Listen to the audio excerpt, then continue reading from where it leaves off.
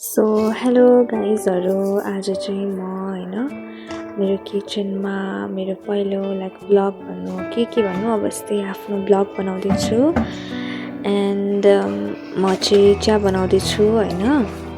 अनि म चाहिँ भर्खरै लाइक क्लास 12को जाँच सकेर बसेको थिएँ अनि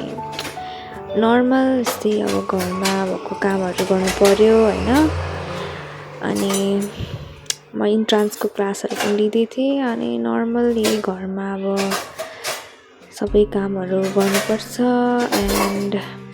उस्तै त हो नि होइन छोरी मान्छेको लाइफ भनेको भनेर सोच्छु कहिलेकाहीँ एन्ड समटाइम्स लाग्छ कि लाइक मेरो दिनहरू पुरै किचनमा मात्र जान्छ एन्ड म केही प्रोडक्टिभै गर्न सक्दिनँ होइन अनि बिहान उठ्छु एन्ड म पकाउँछु अनि फेरि दिन्छु सबैलाई अनि फेरि पकाउनु पर्छ फेरि पुस्यो सफा गर्यो एन्ड लाइक मेरो ओभरअल दिनै किचनमा मात्र जान्छ बिकज मेरो